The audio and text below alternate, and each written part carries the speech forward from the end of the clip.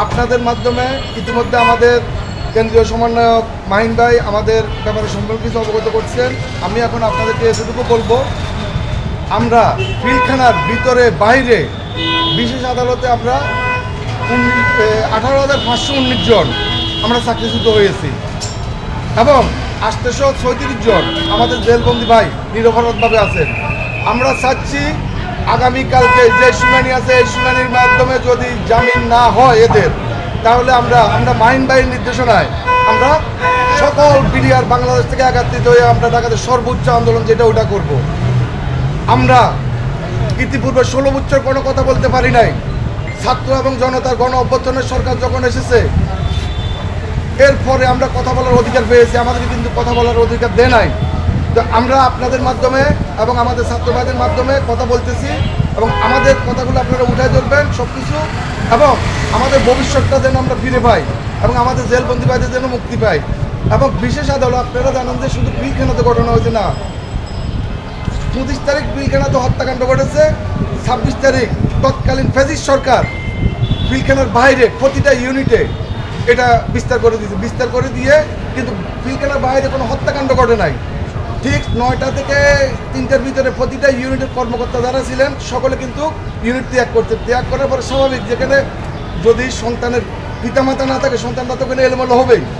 ওই জন্য একটা পরিস্থিতি হয়ে গেছে ভয়ে, কারণ এখানে কথা আসতেছে যে সেনাবাহিনী আসতেছে তোমাদেরকে অ্যাটাক করার জন্য, এবং আমরা খাগড়াছড়ি অ্যাটাক করছে এটা আমরা দেখছি, যশোর অ্যাটাক করছে টিভি চ্যানেলে এটাও আমরা দেখছি, ফেনী অ্যাটাক করছে এটাও দেখছি, কিন্তু আসলে বাইরে কোনো কিছু ঘটে নাই।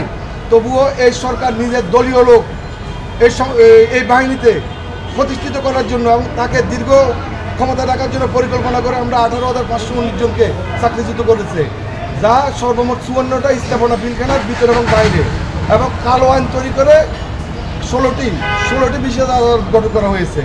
যে বিশেষ আদালতটা গঠন করতে আমাদের সম্পূর্ণ বিপরীতে। আমাদের নিয়ম ছিল আমাদের বিডিআর আইনে যে কোনো অপরাধ যদি কেউ করতে যদি হত্যা করে থাকে, মার্ডার করে থাকে, তার সর্বোচ্চ সাজা হচ্ছে 7 বছর।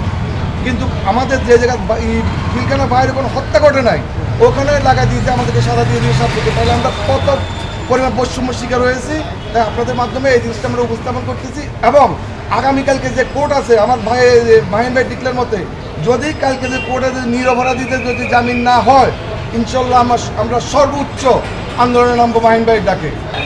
উনি 2বার ব্রেন স্ট্রোক করেছেন,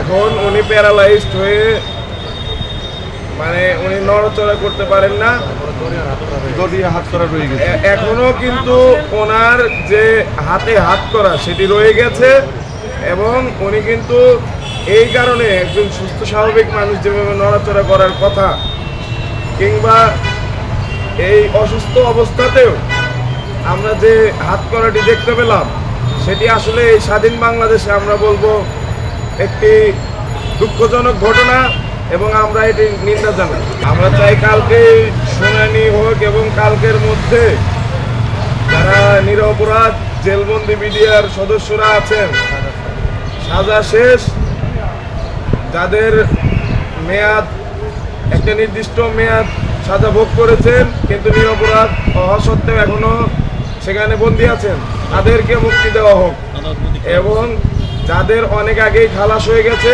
তাদেরকে মুক্তি দেওয়া হোক। এখন এটিও যদি বাংলাদেশে এসে এই সময় না হয় এবং বিভিন্ন অজুহাতে বারবার শুনানির সময় পেছানো হয়, আমরা মনে করব যে এখানে অবশ্যই ষড়যন্ত্র আছে। পিলখানার ভেতরে এবং বাইরে বিশেষ আদালত সবাইকে নিয়েই আমাদের পরিকল্পনা আছে, এবং আমরা চাই বাংলাদেশে ন্যায় বিচার প্রতিষ্ঠিত হোক। 24-এর গণ অভ্যুত্থান পরবর্তী বাংলাদেশের ন্যূনতম অন্যায় যেন কারোর সাথে না হয়।